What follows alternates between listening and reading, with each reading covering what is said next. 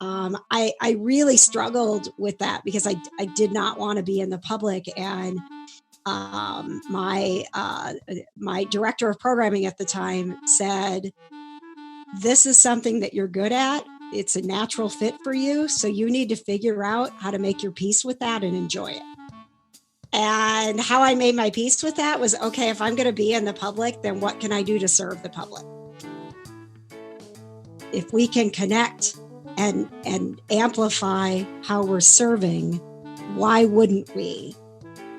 Having somebody that is invested in your dreams, it gives you permission to dream.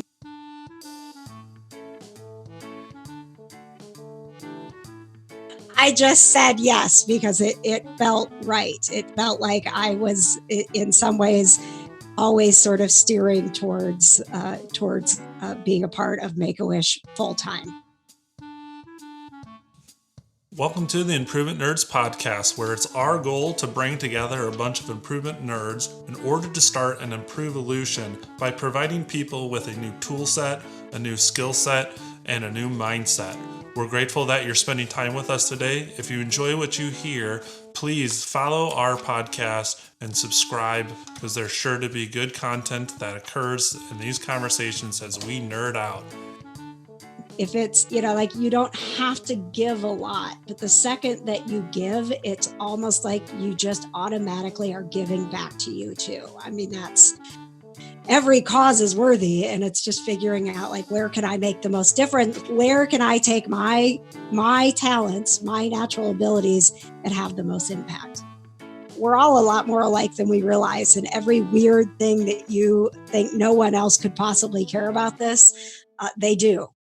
So it's just a neat way to share a passion. But saying yes to those things is what has put me, in this position that I take so seriously, and that if you've come to my community, I have a duty to you to make sure that you feel safe, that you know that you're included, and is there something that you want to do that we're not doing as far as serving.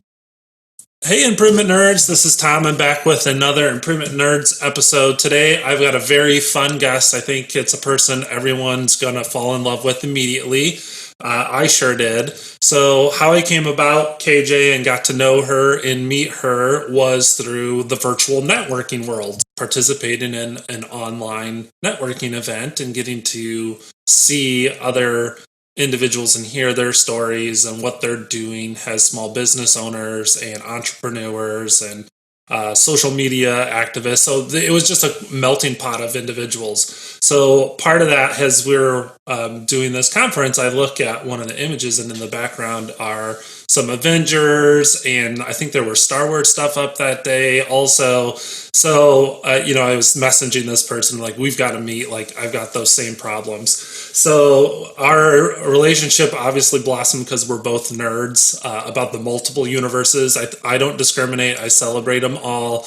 Harry Potter, Star Wars, Marvel, DC, all the universes are welcome in our household. So that's how we kind of got things started. Another thing that drew her to me is during her presentation, when she was introducing herself, she barely talked about herself, and she talked a lot about serving others. And I'd learned that she was involved in Make-A-Wish, which is a foundation, a program that has been very important to me, my family, and my circle of friends. They have helped out one of my good friends, and he and I did a charity run for them and completed 2 Ironman races to raise funds for them. So the foundation was something I was aware of and was really excited about, and was just pumped up to get to connect with KJ, as that's part of what she does. So I invited her onto the episode to nerd out with me.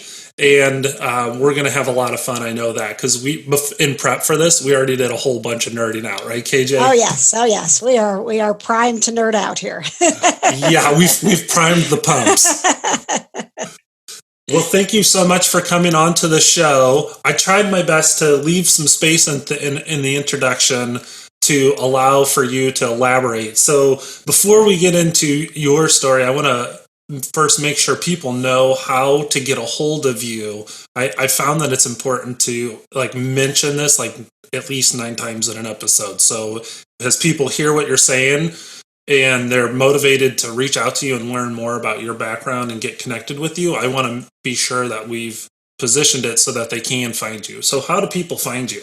The easiest way is if you just go to kjonair.com. It'll connect you to all my places, LinkedIn, Facebook, Twitter, Instagram, all of that stuff. And so kjonair.com has kind of become my hub over the years as I continued to join multiple social media networks, although I have stayed away from TikTok so far. Great. Yes, I've checked out some of your platforms and I enjoy following your content. And it's kind of, as we kicked off the show, I talked about being an equal opportunity nerd. I think KJ on Air definitely is a visual representation of that. There's so many fun, nerdy things on there. So I enjoy following your feed and I'd encourage people to check you out. Well, thank you. Yeah, so excited to have you. Give us a little bit of your elevator speech and your background. I know a lot of people who do the work that they're doing now kind of like meandered to get there. Like they discovered it along the way. Maybe they didn't know like, hey, this is what I want to be when I grow up. But along the way, these things come together. And I think a lot of times it's because that person learned to say yes when they really wanted to say no. And they just trusted where this thing was going. So I'm curious if that's how everything played out for you. So give us a little bit of your story. Yes, absolutely. I've always been very passionate about music, and that was where my life began. And in little rural Wisconsin, where I grew up, the only music related field I could get into was being on our little radio station. So I began there in high school, working in radio, and really loved that music connected people. So I've always been very passionate about connecting and the emotion and the impact that a song can have on so many different people in so many different personal ways. So that was where I began, and I took the turn into philanthropy full-time just about a year ago. But the reason that I really decided that was where I should be was because I spent 15 years in Indianapolis on a radio station called WZPL. I had no desire to ever be on the air. I wanted to be picking those songs that made people feel things. And we had a new morning DJ start named Dave Smiley.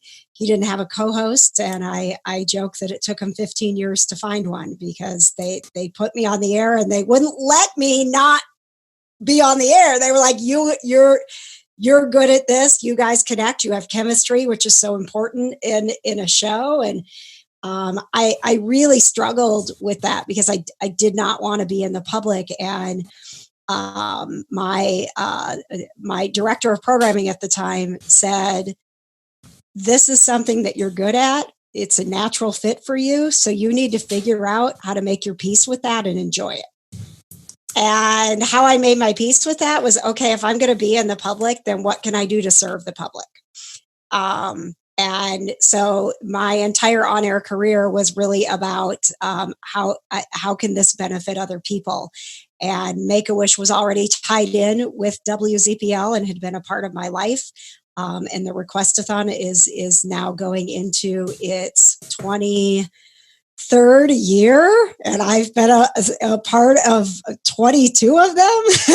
So last year, when there was a lot of changes here in Indianapolis in the radio landscape, I got a call from Make-A-Wish, and kind of like you said, Tom, I was asked, would you like to join Make-A-Wish and run the Requestathon from our side of things? And even though I had no idea, I've never been a nonprofit, didn't know some of the words that they were using. I just said yes because it felt right. It felt like I was, in some ways, always sort of steering towards being a part of Make-A-Wish full time. Yeah, I'm loving this story because I'm getting to know you through conversations like this and our planning sessions, but also through following you. So it's really easy for anyone who follows you to see your passion for music.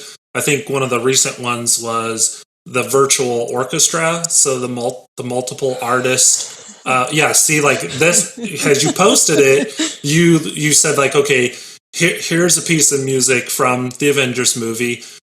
Good luck, get tissues kind of thing. Because it was moving and it was super powerful to see those young artists continuing to practice their passion and to create something that beautiful. And when you listen to that, like it causes an emotion and you're immediately connected to that artist and the heart that they're pouring into the instrument that they're playing.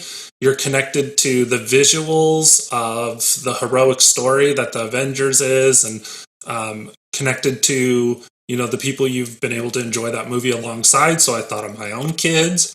It was really easy to see that you have a true passion for music, and that passion was driven by the emotions that music can create. So I've enjoyed things like that coming out of your feed.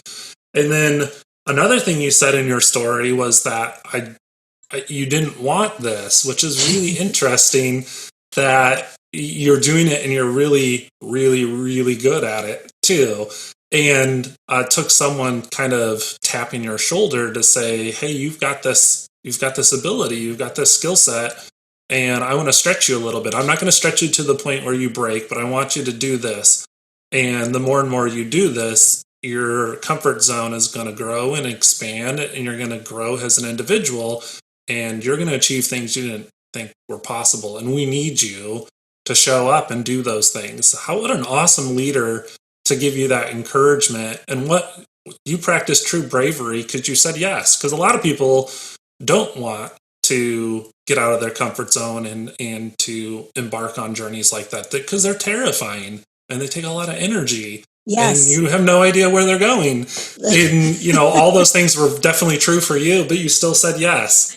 And I have, learned since then exactly what you're saying. I think it's so important sometimes for us to recognize that other people can see ability in us that we see as just part of who we are. Right. I mean, I've talked with people who have these amazing technical abilities because I'm a dreamer. I'm a creator. I don't want to edit. I'm not good at that. I don't, I don't want to talk about business. I just want to share stories and connect with people and get an emotional reaction and bring a community together. And so someone who has that technical skill might not see that as like a natural ability, but we need your natural ability. And I think so often people don't realize that their natural ability is valuable to other people who don't have that. Yes. And the things we take for granted, right? Right. Because we're just like, this is what I do. This isn't like, we don't see it as special. For years, I would sit with my program director and say, I don't understand what you mean that I'm good at this. I don't know what that means, And so I think it's really important to have people around you who can say, this is what I see in you. And trust that, even if it sounds scary or it doesn't sound to you like it's special, other people can see what you were meant to do sometimes better than you can.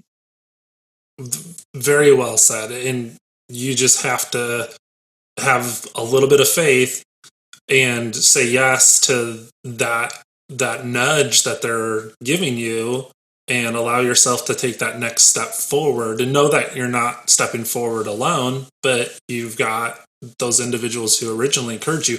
They're not, those people who see good in you and get you going, they're not going to abandon you. You just have to trust that the journey you're about to embark on is a journey a lot of other people have embarked on. And as you go out on this journey, those people who encourage you to get started, they're going to encourage you to keep going. And you just have to enjoy that collegiality and that connection and have fun with it. Because if you don't treat it like play, it's going to feel like work. Yes. I have definitely learned that I would rather feel like I'm playing than working. Yeah, it's easy to tell that you're a playful spirit for sure. Just in the decor of your office and the demeanor that you carry yourself with, it's easy to see that you never really grew up. No, I sure didn't. And that was sort of, part of the community that I was able to create, which in a way benefited me, was the nerd community. I had always Captain America has been my hero since I could look at a comic book, and even I don't even think I could read the words yet when I connected with him. And so that was so important to me. And I saw Star Wars. The Empire Strikes Back was the first real movie, like not cartoon movie, that I saw in theaters. And so I grew up, loving Princess Leia and Black Widow, and it wasn't really normal at that time, especially for a girl to be into this. So in figuring out how to connect with people, I really wanted other people to have a place where if you love this stuff, then join us. You don't, like, this is just fun. We, the podcast that I do is called Fandom Meets Fun, because if you're looking for a place to nerd out with people and feel like it's normal because there's lots of other people doing it, join us. Mm-hmm. I never want anyone to feel alone like I felt growing up, in that I didn't have the same interests as most people did. Yes, and the technology we have nowadays allows us to join those communities. The interesting thing, I'm reading the book Tribes. I'm really close to being done with it. Have you read the book Tribes? I have not. Okay, so in it, the author is Seth Godin. It was recommended by someone here local named Jason Barnaby. He's become a mentor and a tribe member of mine, encouraged me to read it. And in the book, they talk a lot about this phenomenon in which we have the ability to form communities across the globe due to our expansive network. The technology allows us to do that. And he was saying in this, the technology makes it possible, but the leader actually makes it occur. So even with all those people having these individual interests and these inner nerds that live within them, someone still has to step up as a leader and say, I give you permission to embrace who you are as that nerd, and I've created a safe space for you to come and celebrate that with people who respect that in you. And, so you are a tribe builder in some ways. You've created a community. So all these people had all these passions and interests, but maybe they didn't always have a space where they could practice those things. And I think that's really cool what you've done. And to be honest, I'm like a little jealous. That's the journey I'm trying to embark on. Is I think there's people out in the world that nerd out about making things better. So that's where this episode, this whole series idea about the Improvement Nerds has come from. Is that I love to take problems and bring people together and discuss those opportunities, and to ask for those people's ideas, and then experiment with those ideas and see them get traction, and to see the problem get smaller and smaller and smaller. And I had a lot of fun doing it, and the teams I led, they loved it. And I met other people that were doing the same thing. And I'm like, man, like being a project manager, being a black belt isn't all about, being rigid and unattached, keeping the fourth wall kind of thing. It's about playing and giving people a space where they can be themselves and dream a little bit about, if we were to get past this problem, what would it look like on the other side? So that's where Improvement Nerds came from. I love And it.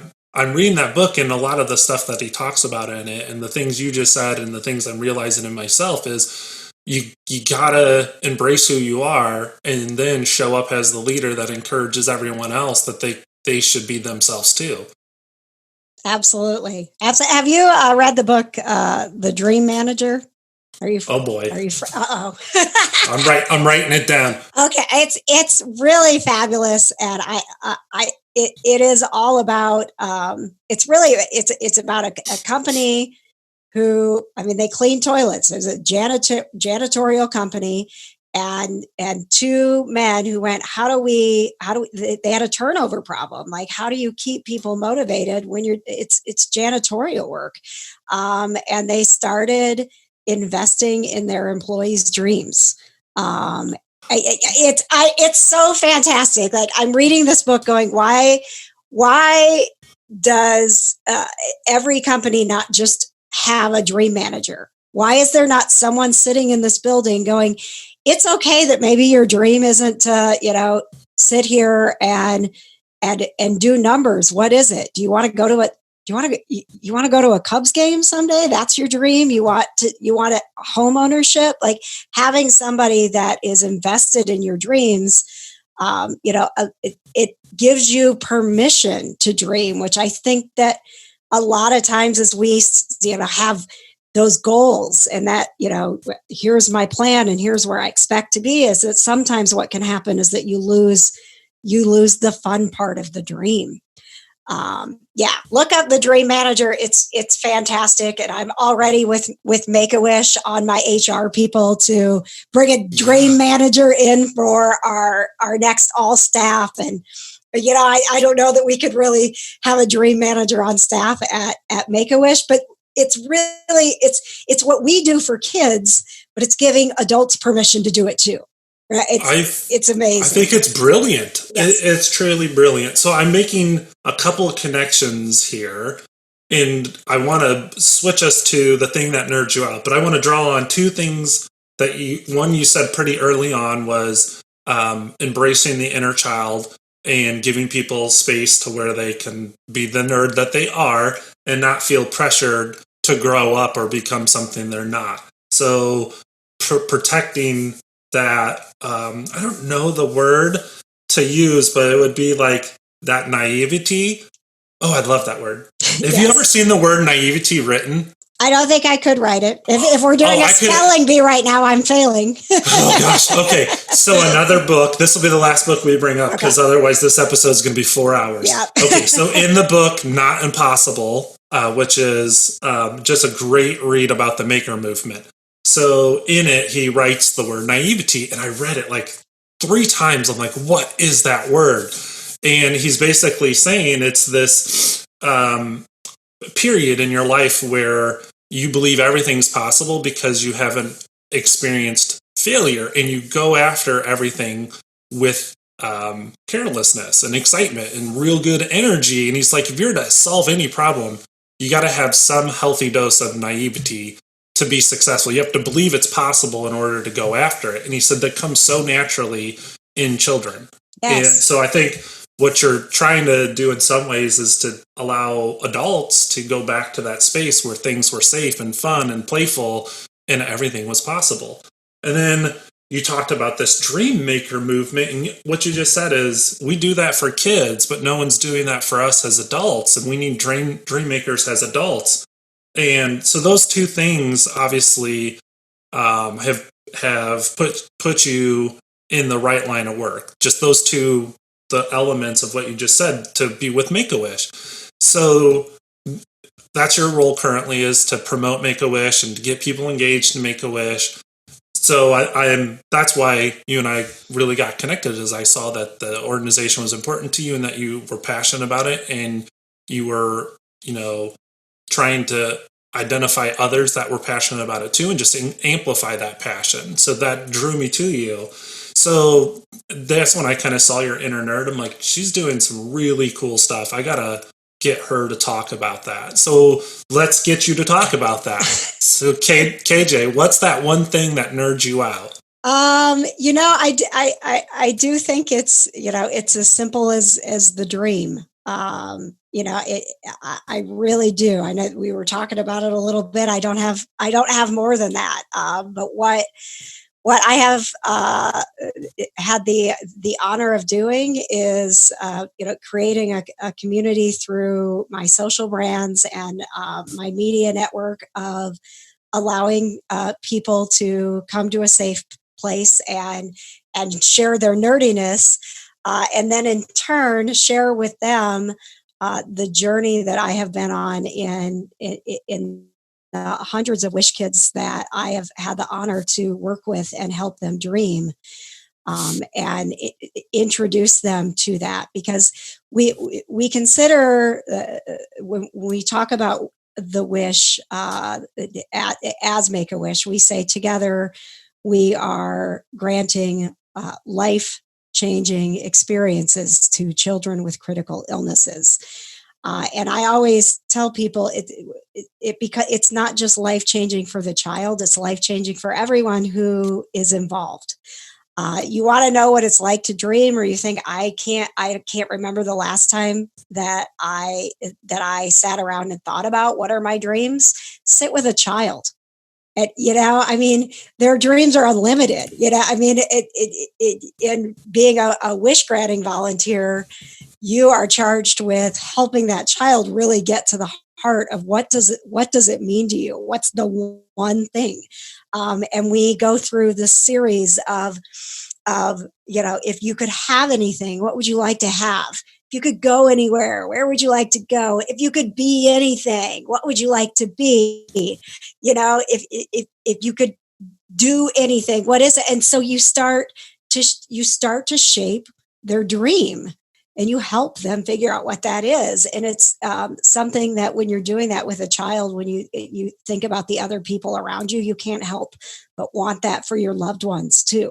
It's just such an amazing experience that if you don't know how to dream, or you feel like I don't know what my passion is or where I belong, I invite you into the wish journey, because these kids will help you dream again.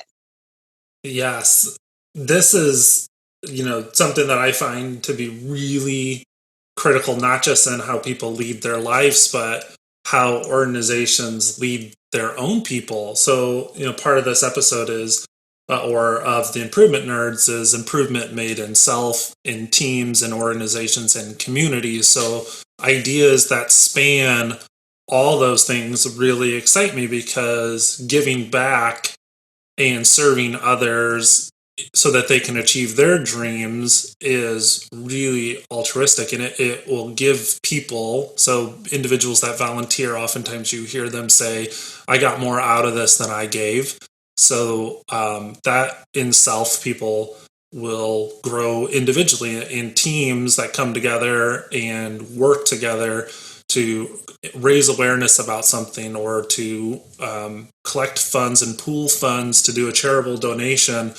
Those relationships become hardened and permanent, because they do something pretty profound. Organizations that are philanthropic and see that their mission is important, and that they want individuals in their organization that share those passions, that are mission driven too. So those organizations that are purpose driven are more successful than those that aren't. And then those other organizations, they do great work for their customers, the people who consume their services and their products. That's kind of a direct impact, but just in the way that they serve as a role model in their local community, creates improvement in neighborhoods and in cities and things like that. So, what you're doing through use of social media, building these tribes and bringing these people together and allowing them to connect in order to make an impact, is really, really cool. And I think individuals want to be able to do that, and I think organizations want to be able to do that, but coordinating all that activity is really, really hard work. And you're, in some ways, keeping the message going, keeping the energy high, and playing air traffic control. Yes. It definitely feels like that sometimes, but I love it. I say yes when someone says, can you tell me more about this? Can you help me with this? Can we have this conversation? The answer is always yes, because it has led me to so many great people. It led me down so many paths that maybe I wouldn't have taken. Even the podcast community has been something that I was like, well, I don't really know how to do a podcast, but let me start doing it. And then you're connecting with other people and you figure out the amazing platform that is the podcast is what are you passionate about? Because if you are passionate about it, it is going to shine through and people are going to find you who share your passion and you're going to create that community. If you're being authentic and you're being passionate, I don't care if you're passionate about making the best pen. If you can talk about that all day, there's somebody else out there who's like, yeah, man, the pen is the cornerstone to my success. I mean, it's an amazing way to really connect and see that we're all a lot more alike than we realize. And every weird thing that you think no one else could possibly care about this, they do. So it's just a neat way to share passion. But saying yes to those things is what has put me, in this position that I take so seriously. And that if you've come to my community, I have a duty to you to make sure that you feel safe, that you know that you're included. And is there something that you want to do that we're not doing? As far as serving, I mean, Make-A-Wish has been a great way to sort of connect some of these nerds that I know and saying, I've got a little girl who is going through cancer and she wants to go to London to see the Harry Potter studios.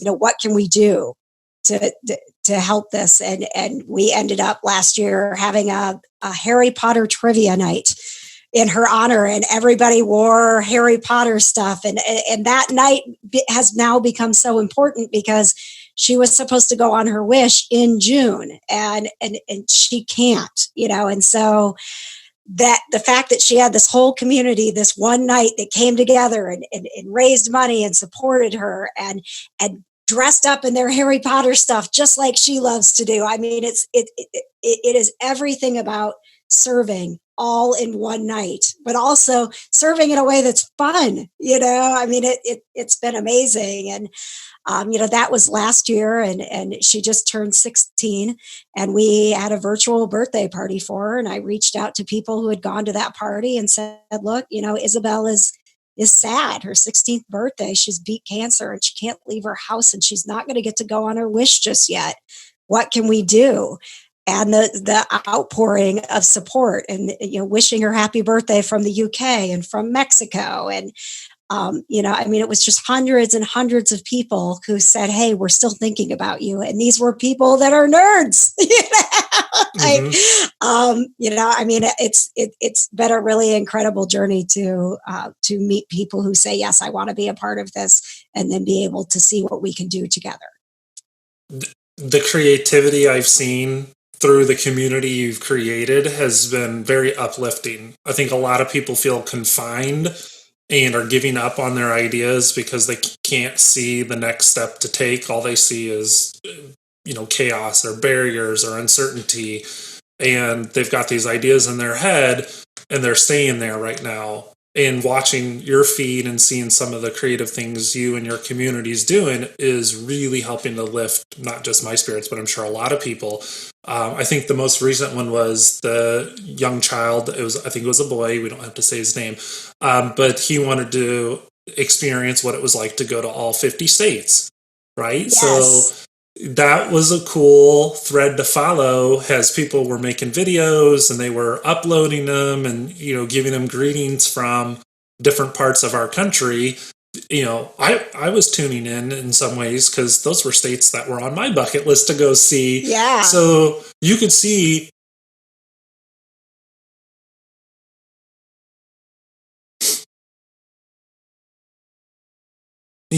Sorry. It's okay. You can see it. Yeah, it's a lot. Really happy.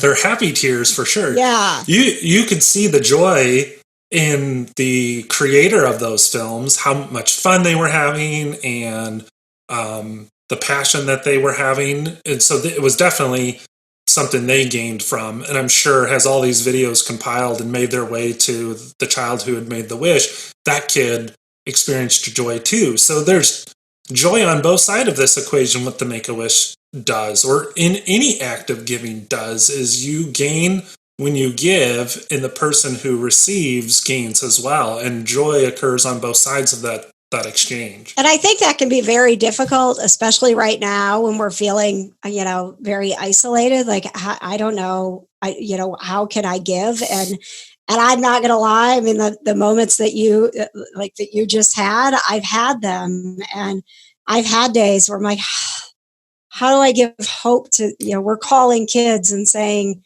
that hope that you had going through your treatment, and that now it has to wait a little bit longer, like that can weigh on you. And so I encourage anyone, number one, have those days if you need to have them, but when you're not sure what to do, the fuel that you need is to step outside of yourself and just give a little something to someone else, even if it's just writing a note to a, a, a veteran. If it's, like you don't have to give a lot, but the second that you give, it's almost like you just automatically are giving back to you too. I mean, it's so important to realize when you are in a place of, maybe I don't know what my passion is, or I don't know what I nerd out about. Try just giving. Like, what's something that you really like that you'd love to receive? Go give that to someone else. I mean, it's amazing how simple it sounds, but it's also difficult on those days where you feel like I can't do anymore. To think about what's one little thing that maybe you can do, because you're going to get it back. You're going to get it back threefold. The second that you have an impact on someone's life, even it's as simple as, paying for the Starbucks for the person behind you. You get so much out of the act that you have done to help someone. Yes. When people find out that I had done Ironman, so I'll wear a hat or a t-shirt or whatever, and it strikes up conversations. And so when my college roommate and I embarked on the journey, it was catalyzed by suffering and loss. He and his wife had a pretty rough year, and I won't give you all the details. There was things that happened in that year that I don't think I could have endured myself. And they rose as a family and showed love and shared their story and shared it with others to help lift them up. So when they faced loss, they found ways to give. What amazing people. And a year after that, he started to talk about this idea of challenging himself to celebrate the journey that they went on. And he wanted to do it and raise funds for Make-A-Wish. So at this point, my wife had done an Ironman and I had not, and I didn't plan to. So I was just going to fly under the radar. And, he came and he wouldn't let me say no. And, I always find it's better to say yes when you want to say no. So I said yes to this. Mm-hmm. And I had done marathons before, and I thought, okay, I could put this together. I was more concerned about like the fundraising target and if we'd be able to hit that. But any fundraising target, if you raise $1, you did more than you would have done if you said no to the journey. So, yes, the fact that he wanted to raise funds was all I really should have been focusing on, not how much he wanted to raise. So I said yes, and we trained for this, and we go do our first race in Chattanooga, and there was flooding in the valley, so they canceled our swim. And the day before, he and we talked, and we're like, I want to do the full thing. I want to honor these donors, and I want to, check this box to say we did the whole race. We completed this whole journey. And so we weren't able to do that in Chattanooga, but we signed up for another race 2 weeks later to go do Ironman Louisville. So I did 2 Ironman races in 15 days. Oh my gosh. Yeah. So it was something I didn't think was possible. But when people ask, how did it go? I tell them, because we showed up that day to do something with purpose, and in fact, we'd already achieved our goal, it was the easiest thing I'd ever done. And when you serve, what you were saying is you get a lot. Well, because we were running that race to serve others, we were bulletproof that day. And it was just such a profound experience to see, he was still struggling with the loss that he and his family had endured, and that his wife had endured. She came and she watched and was cheering him on. So, just to see that they were still forging ahead and not giving up gave me strength. And looking around on that race day, realizing that I wasn't the only person there that day with a purpose and wasn't going to give up on that purpose lifted me up. So just communities of people coming together are embracing each other. In that embrace, everyone on that day or in whatever goal they're trying to achieve becomes slightly more capable. And it becomes easier and more fun because you're not trying to do it alone. Yes. And I think in some ways, like that is what you do. That's almost anything meaningful or big or transformative that has ever happened has happened in the same way. It's a bunch of people with a common interest, a shared passion, a dream they want to see occur, grinding it out to actually get there. Yes. Yes. And I mean, it means so much to know that I know you say it was easy, but I know those things aren't. But the fact that you chose Make-A-Wish, knowing the impact that you would have, it always makes me happy to hear somebody else's journey with Make-A-Wish, because it's such a personal it's such a personal story, and everyone is different, but everyone, it has that hope and that happiness, and that it didn't feel like I didn't even feel like I was doing something. It was so effortless because it mattered so much. Yeah, what a great way to summarize it. And I'm in admiration for the Make-A-Wish program, because they showed up in a big way for a family that really needed hope. And I'm thankful that, they gave, and that family grew. And in their growth, that family was able to make a choice to give back. So giving oftentimes creates like a reciprocal effect, where those who give, and that is yet another wave of people who get, and they give too. It's almost like a multiplier effect to see it all happen. I was 3 layers removed from the Make-A-Wish organization. They helped my friend whose son benefited from the program. And, I was just on the peripheral watching all this stuff happen, and I wanted to get involved. And I think when people are generous and are giving in that way, it multiplies and everyone chips in and benefits. And it's really amazing to see sometimes, like you said, with your friend's family and giving back to Make-A-Wish, the amount of times that we see wish families after, they've had their wish say, now what can we do to help other wish families get their wish? And sometimes those are tough journeys. I have a very dear friend who I met through the Make-A-Wish Request-A-Thon, which we do on WZPL. It's a 36-hour fundraiser every year in December. And, met them. They were a wish family, and their son came in, and it was so full of life and so funny. And he wanted to be a gardener. And so, we had to help him dream a little bit bigger, because we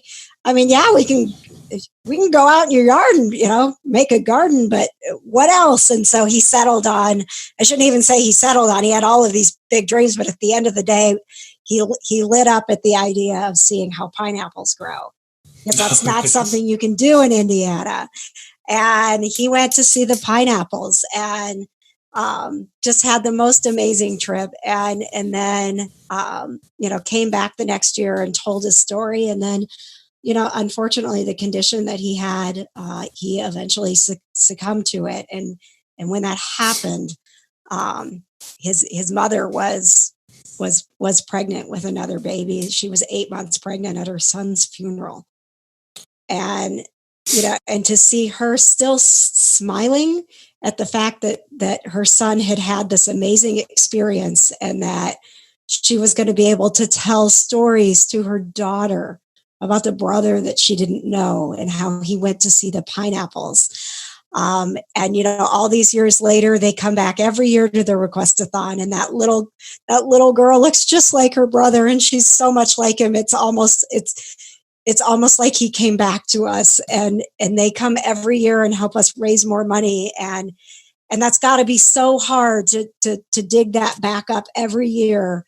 But they do it because because at the end of the day, when they look back at their son's life, his life had meaning and hope, and they got to have the most amazing experience that they get to tell people, here's how we remember our son, not the hospital visits, not the the pain and the things that he didn't get to have, not the no's. They remember the yes to hope.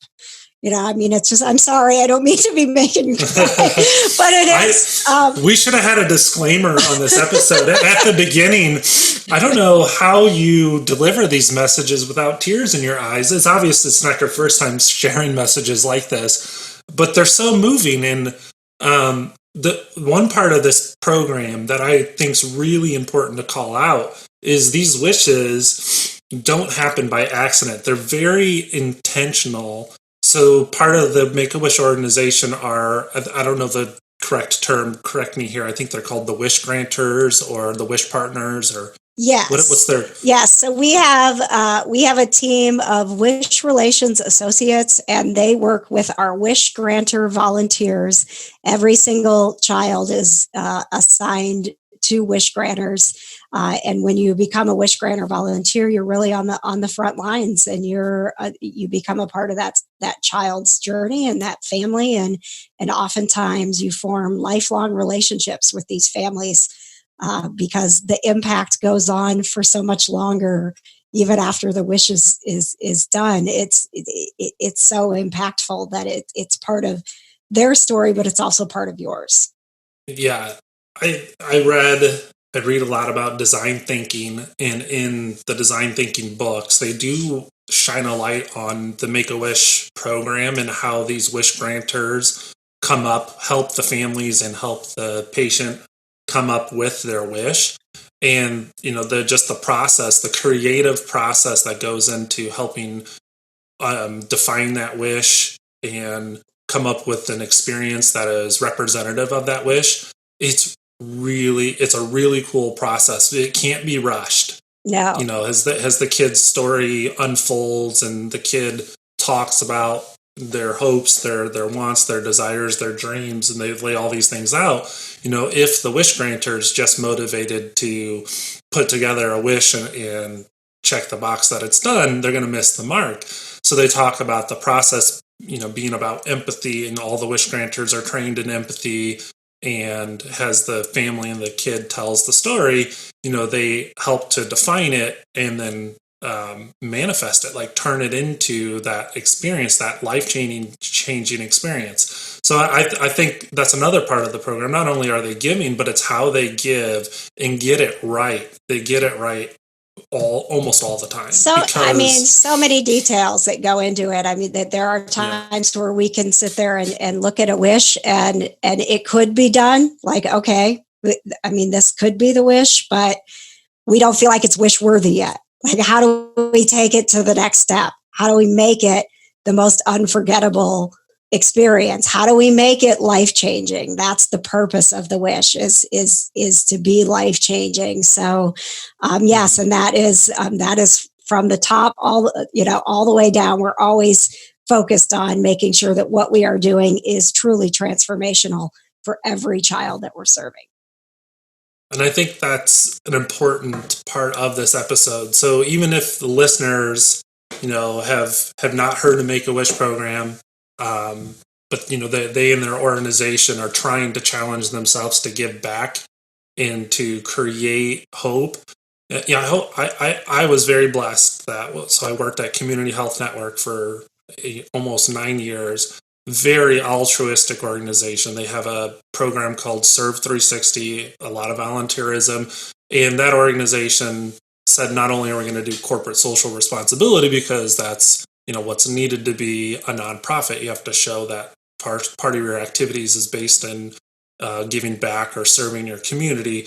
They went above and beyond that and just really doubled down on investing in their communities.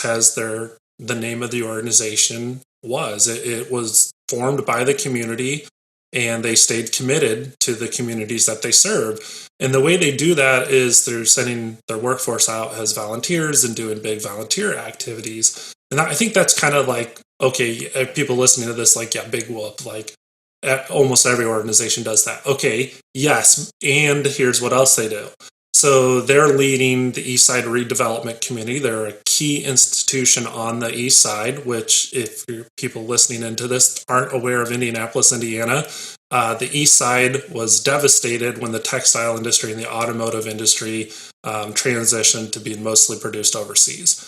And the economy burst, and a lot of individuals who had the ability to leave the East Side did. They moved to the north suburbs, and those who couldn't leave are still on the East Side facing hardship and really have been ignored for 20 years. And they're suffering in a lot of ways. They have challenges from education and infrastructure and meaningful work and access to healthy food. And so when you serve a community like that, it's not about just making sure your people are seen in the community raking yards. You got to do a lot more than that. So the hospital said, here's how we're going to rebuild. So they've coordinated with policymakers, and they've coordinated with infrastructure and those type of agencies. They're rebuilding streets. They're pouring sidewalks. They're creating streetlights. They have visit the hospital days for the local schools so that children can see what careers exist close to home so that they have hope to live a different life than their parents did. Like that's the type of organization that I hope can exist and is excited to exist as part of hearing stories like this. Like, even if you don't know Make-A-Wish and it doesn't fill your cup, I get it. There's a lot of giving that has to give. And I think you as an individual, yeah, you could probably make a dent, but communities of people who all work together, they can give a lot more and they can really make big, big impacts. So Make-A-Wish has simply just coordinated all this passion. And I think if organizations listen to this, if they walk away and say, we're going to try to coordinate this too, so that we can make a sizable dent in whatever purpose we want to fulfill, let's make this thing happen. So for me, like, one of the things when we were doing our pre-work for this episode, I immediately started to think of world-class organizations that have really doubled down on philanthropy. And I think those organizations are worth spotlighting as well. So Make-A-Wish is a tremendous organization, but there are tons of organizations and tons of people that are rallying together to make a big difference. And I hope that people listening to this, if they aren't involved in those activities, to show up and try to make those things happen, either through their work or through their connections, through their friends, whatever. Challenge people to be better in this way. They will thank you for it. I actually had a friend, Travis Lozier, who once apologized to me for asking me to give to Families First, which is a nonprofit here in Indianapolis. He felt guilty for asking me to show up and give. And I said, Travis, don't you ever apologize to anyone for challenging them to be a better person. What I gave that day, I gained so much more. And I think we could show up and we could see the best in each other, and we can push each other to rise to whatever challenges we're facing. And if we unite around it, we can do some pretty awesome things. Absolutely. And I've always been involved with Make-A-Wish, but I do tell people I have a lot of passion for just connecting and making sure that we're making a difference. And, our organization actually, has been talking with Community Health Network and we work together, right? Like, we're all serving a purpose. So if we can connect and amplify how we're serving, why wouldn't we? So I think it's great to think about what is going to be the most meaningful thing for you, and what is it that you can do to serve that organization, that need, because there are so many different needs that it's, we've all had different experiences. There's different reasons why things are important to us, but every cause is worthy, and it's just figuring out, like, where can I make the most difference? Where can I take my talents, my natural abilities, and have the most impact? I love that you said every cause is worthy. And I think in summary to this episode, there was so much. When I go to edit this, I do think in your introduction, I'm going to warn people, she's going to lay it on you, and you're probably be and you're probably going to cry because I did. But it was this wasn't like I was upset. I was really happy to have experienced all these things because I'm pretty young. I don't know too many people my age who've had to be by their best friend's side when they had to endure something like that. Like, I didn't expect it. Like, I would expect something like that to occur when I was 50 or 60 to have to show up in a situation like that. But I didn't want to show up. I wanted to hide from it because I didn't think I was strong enough to actually do it. But that's living, right? You need to be there when times are good and when times are hard, and showing up is the best that you can do. You don't have to have the right answers. You just physically being present and committing to support that person is really, really important. So that I was kind of tearing up because, I grew so much as an individual as a result of watching the strength that my friend and his family had shown. And I know that so many other families face challenges like that, and they rise to them. And like, I'm just thankful my family hasn't faced challenges like that. So a little bit of like gratitude that I'm thankful we haven't had those challenges, but I'm also thankful that if we ever do, I know that I can rise to them because of the people I've surrounded myself with. So like, all my tears were like joy and happiness of just counting my blessings that I'm fortunate to not have these events. And if I were to, that there's organizations like you and there's friends that I have that are going to be right there to make sure that I can get past them. Absolutely. It's about your tribes. It's all about your tribes. What a great episode. I'm tired. Like, I'm sorry. You don't have to apologize.